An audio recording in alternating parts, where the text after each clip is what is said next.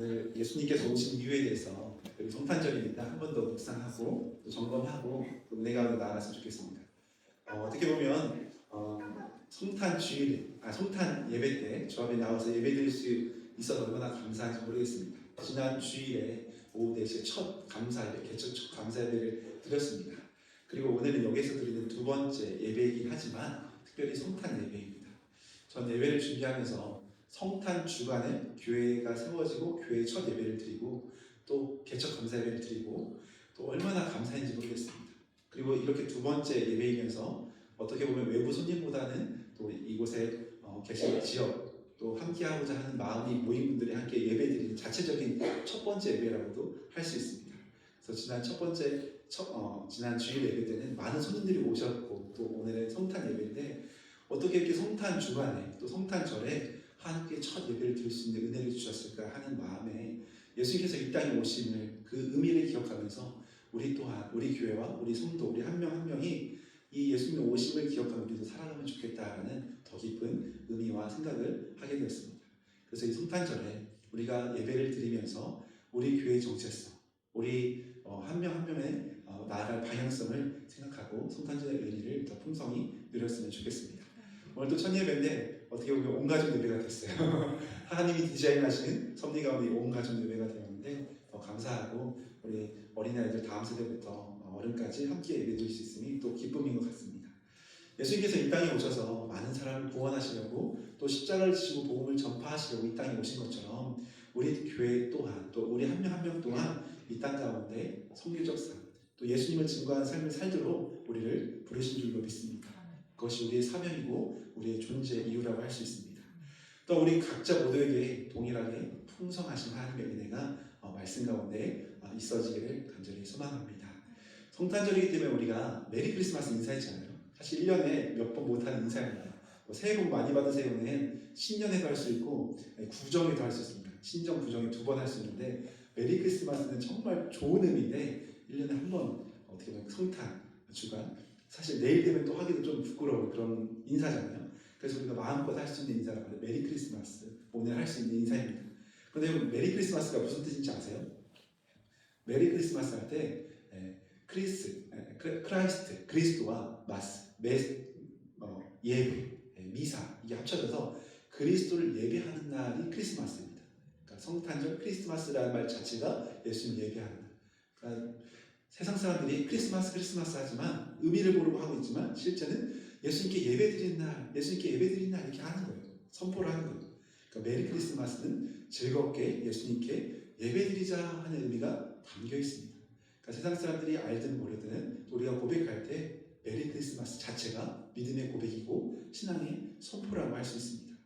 이 말처럼 우리가 평소에도 이루어야겠지만 특별히 오늘은 즐겁게 기쁨으로 함께 예배하고 주 앞에 나아가는 복된 성탄이 되시기를 축복합니다. 여러분은 성탄절 하면 무엇이 가장 먼저 떠오르세요? 우리 아이들은 집에서 매일 선물 사달라고 한 일주일 정도 계속 조르고 계속 말을 했습니다. 그래서 어떻게든 간단히 사주긴 했는데 선물을 사줄 건지 선물을 뭐 사줄 건지 계속 희망사항을 얘기해요. 성탄절 하면 아이들에게는 선물이 떠오릅니다. 저도 선물에 대해서 많이 생각했는데 오늘 성탄절 예배가 있잖아요. 개척교회니까 누가 올지 모르잖아요.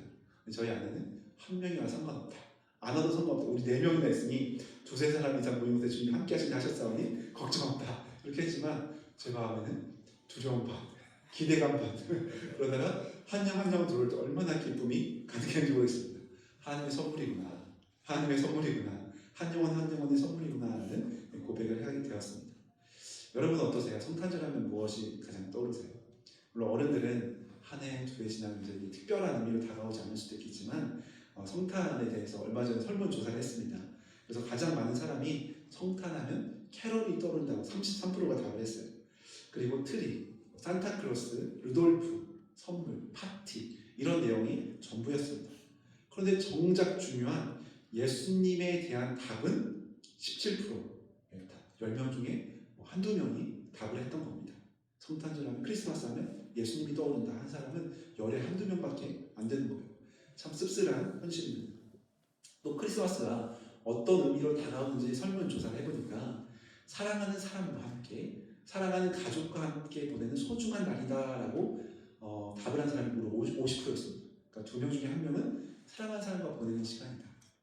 그리고 두 번째는 소외된 이웃을 돕고 섬기는 날이다라고 한 사람이 25%였어요. 그리고 세계적으로 즐기는 축제다라고 18%가 대답했습니다. 그런데 정작 중요한 예수님의 오신 날이다, 예수님의 생일이다라고 대답한 사람은 단지 8%, 열에 1명도 될까 말까 할 정도로 참 안타까운 현실이었습니다. 매우 심각한 상황이지 않겠습니까? 예수님을 탄생을 기념하려고 만든 성탄절인데 사람들은 다른 것으로 채우면서, 다른 이유로 채우면서 진짜 중요한 주인공이신 예수님을 빼버린 겁니다. 그런가 하면 미국에서는 메리 크리스마스라는 인사를 함부로 못하는 상황입니다. 아신 것처럼 아마 유튜브에서 한 번쯤 보셨을 거예요. 미국에서 메리 크리스마스 함부로 말하면 안 되는 이유, 이런 기독교 편파적이라는 비난 속에서 즐거운 연휴를 뜻하는 해피 할로데이스라는 인사를 해야만 하는 그런 제재가 있습니다. 예수님을 탄생하는 기념일조차도 예수님의 자리는 세상 가운데 찾아보기 힘든 우리의 솔직한 모습입니다. 사실 이것은 어제 오늘만의 문제가 아닌 것 같습니다. 2000년 전 아기 예수님께서 이 땅에 오실 때 상황은 훨씬 더 심각했습니다. 오히려 예수님을 죽이려고까지 했던 시도가 많이 있었습니다. 유대인의 왕이 태어났다는 소식을 들은 헤로다는 자기의 자리가 위협받을까봐 두살 아래의 아기들 모두 다 없애버리잖아요. 오늘 본문 말씀도 보면 예수님의 부모님인 요셉과 마리아가 예수님이 태어나기도 전에 그 아기를 잉태했다는 소식을 듣고 환영해야 하잖아요. 기뻐해야 하잖아요. 그런데 오히려 걱정하고 이 아이를 어떻게 하면 조용히 묻을 수 있을까? 아니면 이 관계를 어떻게 끊을 수 있을까? 하는 염려 가운데 오늘 본문이 등장합니다. 마리아가 임신했다는 소식, 사랑하는 여인이 임신했다는 소식은 요셉 남편에게는 충격이었고 어떻게 하면 이 관계를 끊어낼 수 있을까 하는 고민이 되었습니다. 아직 약혼만 하고 동거하지 않은 상황에서 아기를 임신했다는 소식은 당시 부정한 죄로 여겨져서 사랑하는 여인이 돌에 맞아 죽을 수 있는 상황입니다. 그러니 요셉 입장에서는 마지막으로 마리아를 보호하는 차원에서 파혼하려고 했습니다. 성경에서는 한두 구절만 오늘 마태복음 1장에 언급하고 있으니까 단순해 보이고 나와 상관없어 보이지만 당시 요셉의 입장에서 얼마나 많은 깊은 고민과 염려가 있었겠습니까? 하나님 앞에 이 아이가 내 아이가 아닌데 하나님 왜 그러십니까? 주님을 위해서 살아온 우리 부부, 예비 부부에게 어떻게 이런 시련을 줄 수 있습니까? 하면서 아마 굉장히 괴로웠을 것 같습니다. 예수님은 주변 사람들에게도 심지어 이 부모에게도 환영받지 못하며 이 땅에 오시는 상황입니다. 마치 생일에 우리가 장난삼아 부르는 노래 있잖아요. 어제도 우리가 모여서 급하게 번개로 한 3가정이 모였어요. 그래서 오늘 못지않게 더 많은 사람들이 어제 모였거든요. 저녁에. 그래서 예수님 탄생을 축하하는 파티 하는데 생일 축하한다고 노래를 하잖아요. 근데 장난삼아서 이런 노래를 절대 하면 안 되겠지만 왜 태어나니? 왜 태어나니? 환영도 못 받는데 왜 태어나니? 이런 노래 절대 하면 안 되지만 이런 노래 우스갯소리 있잖아요. 지금 예수님이 탄생하신 그 시점이 이런 상황인 것 같습니다. 왜 태어나니? 울부짖는 부모의 심정이 지금 이 초반부에 등장하고 있습니다. 예수님께서 베들레헴이라는 작은 마을에서 태어나시는데 그것도 잠시 머무를 방이 없으니까 가축이시는 냄새나는, 지금도 동물을 깨끗하게 하겠지만 그 당시는 얼마나 가축이 냄새나겠어요. 그 구유에서 태어나는 현장입니다. 예수님께서 이 땅에 오실 때부터 살아가신 그 모습이나 그리고 마지막 십자가실 그 모습까지도 하나님의 아들이라고는 상상할 수 없는 고난 가운데 사셨습니다. 그렇다면 왜 예수님께서 그 하늘의 모든 영광을 다 버리시고 하나님의 아들로서 모든 권세를 내려놓으시면서까지 받고 전한 이 땅에 오셔야만 했을지 오늘 말씀을 통해 함께 은혜를 묵상하기 원합니다. 한 2가지 정도만 짧게 살펴볼 텐데요. 첫 번째로는 가장 좋은 것을 주시기 위해 오셨다는 것. 이것저것 그냥 다양한 걸 주시기보다 가장 좋은 것, 가장 소중한 것, 어떻게 보면 선물을 주시기 위해 오셨습니다. 크리스마스에는 서로 선물을 주고받으면서 기쁜 시간을 보내는 날입니다. 큰 의미가 있다고 생각합니다. 예수님께서도 우리에게 가장 큰 선물, 가장 귀한 선물을 주시기 위해서 이 땅 가운데 친히 본인이 오셨습니다. 오늘 본문 21절 말씀을 보니까 이렇게 나옵니다. 같이 한번 읽어볼까요? 시작! 아들을 낳으니 이름을 예수라 하라. 이는 그가 자기 백성을 그들의 죄에서 구원할 자이심이라 하니라. 아멘. 예수님께서 태어나시기 전부터 하나님께서는 천사를 통해 그의 이름을 알려주셨습니다. 그 이름이 무엇이었습니까? 예수라. 그 아기가 태어날 텐데 이름을 예수라. 이 예수라는 뜻 자체가 구원자라는 의미입니다. 구원자라는 의미. 그 이름처럼 자기 백성을 그들의 죄에서 구원하시기 위해 오셨다는 이름 자체에 뜻이 담겨 있습니다. 만약 우리가 단지 경제적으로 이 땅과 우리가 경제적 문제가 참 크잖아요. 잘 먹고 잘 살기 위해 주님께서 이 땅과 우리를 잘 먹고 잘 살게 하기 위해 이 땅에 오셨다면 우리에게 부자 되는 방법, 아마 거래하는 방법을 알려주고 가셨을 것 같습니다. 만약 우리가 이 땅 가운데 장수하기 원하잖아요. 건강하게 살기 원하잖아요. 건강이 목적이었다면 우리에게 치유의 능력, 강건의 능력을 전수해 주고 가셨을 것 같습니다. 만약 우리가 이 땅 가운데 배불리 먹고 따뜻하게 정말 그 육신의 안녕만, 육신의 정말 정욕만을 위해 사는 것이 목적이었다면 예수님께서 우리에게 어떻게 보면 그 기적의 능력, 오병이의 능력 같은 그 능력을 주시고 가셨을 것 같습니다. 물론 우리가 이 땅 가운데 살아가면서 이 모든 게 다 필요해요. 우리 친구들 용돈 아빠에게 달라고 하고 먹을 걸 달라고 하고 선물을 달라고 하고 이런 게 다 필요하겠지만 그것보다 가장 좋은 것을 주시기 위해서 이 땅에 오셨다는 겁니다. 그것은 바로 죄의 문제를 해결하는 겁니다. 죄의 문제. 하나님께서 우리를 사랑하셔서 우리를 창조하시고 우리와 영원토록 함께하기 원하셨는데 세상에 죄가 들어오고 그 죄로 인해서 거룩하신 하나님과 우리는 떨어질 수밖에 없었습니다. 그래서 우리는 죽음 가운데 떨어질 수밖에 없는 지옥의 백성이 될 수밖에 없는 상황이 되었습니다. 그렇지만 그러므로 인해서 세상에 죄가 생기고 병들고 악해지고 비참한 가운데 놓이게 되었습니다. 이로 인한 결과는 죽음뿐이었습니다.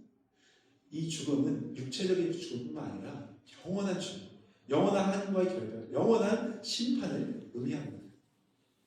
우리 친구들 요즘에 화장실 가면 나름 깨끗하죠. 깨끗한 화장실인데도 상가의 화장실 가면 좀 우리 친구들 보면 구별합니다. 조금 안 깨끗하면 집에 가거나 이제 분별을 하거든요. 근데 저 어렸을 때만 해도 제가 도시남처럼 생겼지만 굉장히 시골에서 어린 시절을 보냈습니다. 요즘에 깨끗한 화장실이지만 요즘에 제가 시골에 있을 때는 이제 뒷간이라고 불렀거든요. 뒷간, 변소라고 불렀습니다. 하도 냄새가 진동하니까 뒤에 있는 방에서 뒷간이었어요. 그래서 저희 집에서 한 1, 20m 멀리 떨어져서 이제 화장실을 가야 하는 그런 뒷간이었습니다. 공동 화장실이었어요. 그래서 여러 가족이 함께 쓰는 그런 공동 구간이었는데 저도 어릴 때 시골 화장실에 가면 얼마나 냄새가 나고 고통스러웠는지 모르겠습니다. 무엇보다 지금 물 내리면 다 없어지지만 그 배설물이 다 보였습니다. 그리고 심지어 배설물 사이로 살아 숨쉬는, 살아 움직이는 어떤 꾸불꾸불한 징그러운 벌레들이 살아 꾸불꾸불했어요. 상상하려고 더러운 걸 얘기하려고는 아닌데 그 구덩이 입장에서는 그곳이 더러울까요? 살만할까요? 살만한 거기 사는 거잖아요. 근데 우리 인간의 입장에서 보면 그게 얼마나 징그럽고 더럽고 정말 입에 담기도 힘든 그런 정말 부패하고 썩은 그 공간이었습니다. 아마 하나님께서 보실 때도 우리도 여기 살만하잖아요. 안 믿어도 살만할 것 같아요. 예수님 안 믿어도 살만할 것 같아요. 뭐 죄가 있다는데 그래도 살만한데라고 하는 것 같지만 거룩하신 하나님의 입장에서는 우리가 죄에 찌든 영원한 심판에 물든 죽을 수밖에 없는 타락한 존재라는 안타까운 현실이라는 겁니다. 그래서 하나님께서 그의 사랑하는 자녀를 죄에서 완전히 구원하시기 위해서 다른 방법이 없으니까 특별 비밀 프로젝트를 준비하셨습니다. 오늘 22절에 보니까 이렇게 나옵니다. 이 모든 일이 된 것은 주께서 선제로 하신 말씀을 이루려 하십니다.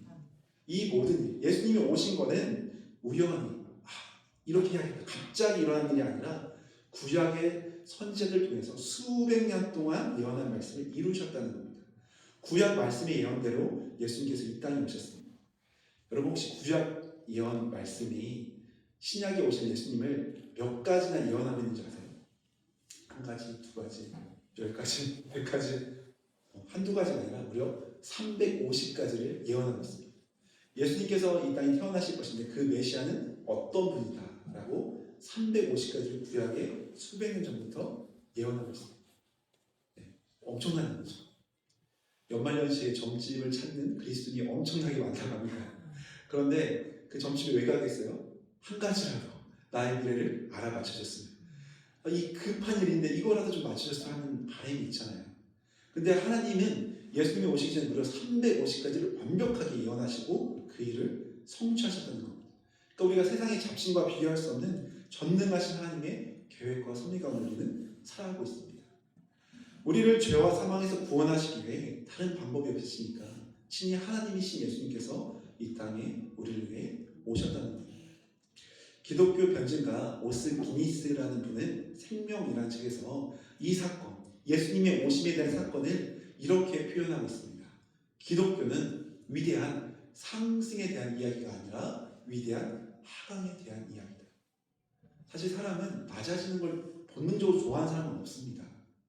믿음 안에 우리가 낮아지려고 하는 것이지 사람은 본질적으로 죄의 습성상 높아지고 더 권세와 권위를 누리고 싶은 심성이 누구에게나 잠겨 있습니다.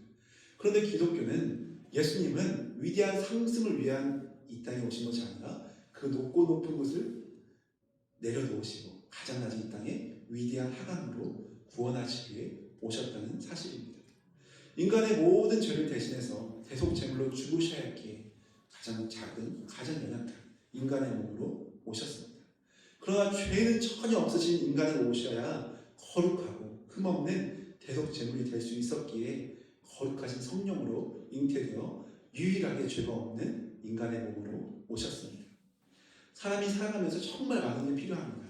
그런데 정작 죽음의 문도 우리가 아프거나 힘들거나 정말 진짜 어려운 일이 생기면 가장 중요한 것이 무엇인지 깨닫습니다. 그것은 다름이 아니라 생명입니다. 생명. 죄 문제를 해결하고 영원한 생명을 주시기 위해서 주님이 오셨다는 겁니다. 그래서 예수님께서는 가장 소중한 선물, 가장 영원한 선물을 우리에게 주시기 위해 죄 문제를 해결하고 영원한 생명을 주시기 위해 이 땅에 오셨습니다. 에베소서 2장 8절에 우리에게 이렇게 말씀합니다. 같이 한번 고백합니다. 자, 너희는 그 은혜에 의하여 믿음으로 말미암아 구원을 받았으니 너희에게서 난 것이 아니요 하나님의 선물이라. 아멘. 우리의 어떠함이 아니라 하나님의 선물로 우리를 구원해 주셨습니다. 왜 예수님께서 이 땅 가운데 오셨는지 첫 번째는 가장 좋은 것을 주시고 가장 좋은 영원한 선물, 영원한 생명을 주시기 오셨다고 했다면 두 번째 마지막 한 가지만 더 보겠습니다. 두 번째는 우리와 함께 하시기 위해 오셨습니다. 가장 좋은 것을 주실 뿐만 아니라 우리가 영원히 함께 하시기 위해 오셨다는 겁니다. 23절 말씀인데요. 같이 한번 읽겠습니다. 시작. 보라, 처녀가 잉태하여 아들을 낳을 것이요 그의 이름은 임마누엘이라 하리라 하셨으니 이를 번역한즉 하나님이 우리와 함께 계시다 함이라. 아멘. 여기에서 예수님의 또 다른 이름이 등장합니다. 앞서 21절에는 예수라는 이름, 곧 자기 백성을 죄에서 구원할 자, 구원자라는 이름이 등장했는데 지금 23절에서는 임마누엘 뜻은 하나님이 우리와 함께 계시다라는 뜻입니다. 앞서 말씀드렸듯이 인간은 죄로 인해서 하나님과 떨어지고 하나님으로부터 구별되고 버려질 수밖에 없는 존재였는데 거룩하신 하나님이 우리에게 오셔서 우리를 구원하심으로 우리는 영원토록 주님과 함께 할 수 있는 자녀, 주님과 영원토록 동행하는 자녀가 되었다는 사실입니다. 이것은 인간이 누릴 수 있는 가장 큰 축복입니다. 세상의 주인이신 하나님이 만왕의 주인이신 하나님이 나와 함께 하시는 것은 그 무엇과도 비교할 수 없는 가장 큰 복이기 때문입니다.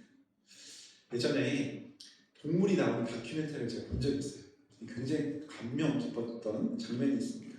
제가 영상을 찾아보다가 못 찾아서 말로 대신 해볼 테니까 한번 상상을 해보세요. 사자가 배가 고파서 이제 먹잇감을 찾다가 새끼곰을 발견합니다. 작은 새끼곰. 그러니까 사자가 먹을만 하니까 열심히 쫓아다니면서 이제 그 곰을 잡으려고 합니다. 그런데 이 작은 곰도 살려고 열심히 도망치다가 물에 빠지기도 하고 또 헤엄쳐서 필사적으로 탈출하면서 어떻게든 살려고 발버둥을 칩니다. 사투 끝에 결국 힘에 붙이니까 이 사자에게 붙잡혀 먹힐 만한 이제 위협이 있었습니다. 그런데 이제 한 3m 정도 떨어져 있는 이 상황에 이제 배고픈 사자가 당장 달려가 집어삼키기만 하면 되는 그 순간이었습니다. 그런데 그 짧은 순간에 사자가 뛰어들려다 갑자기 멈칫하는 겁니다. 그러더니 갑자기 돌아서서 그냥 돌아가기 시작합니다. 그래서 그 순간 아니 죽을 힘을 다해서 그 먹잇감을 먹으려고 그렇게 쫓아왔던 사자인데 왜 갑자기 무슨 일도 없는데 돌아갈까 하면서 이해하기 어려운 장면이었습니다. 그런데 잠시 뒤에 1, 2초 뒤에 그 비밀이 밝혀집니다. 바로 그 상황을 촬영하고 있던 그 다큐멘터리 카메라가 화면을 이제 와이드로 넓게 잡으면서 그 작은 곰이 살아있는 이유를 이제 화면으로 보여줍니다. 그 비결은 바로 그 작은 곰 뒤에 이렇게 와이드로 넓히니까 바로 뒤에 엄청나게 큰 어미곰이 도착하는 겁니다. 그러니까 사자가 집어 삼키려고 하는데 뒤에 어미곰이 등장했던 겁니다. 그러니까 도망치면서 새끼 사자가 필사적으로 도망치면서 계속 부르짖었거든요. 아마 어미가 들을 수 있을 정도로 어미를 불렀던 것 같습니다. 그러니까 덩치 큰 어미곰이 달려와서 자기 사자를 자기 이제 새끼를 보호하려니까 배고픈 사자도 큰 덩치 앞에 도망갈 수밖에 없는 상황이었습니다. 순간 감동이 되면서 저에게도 이런 마음이 들었습니다.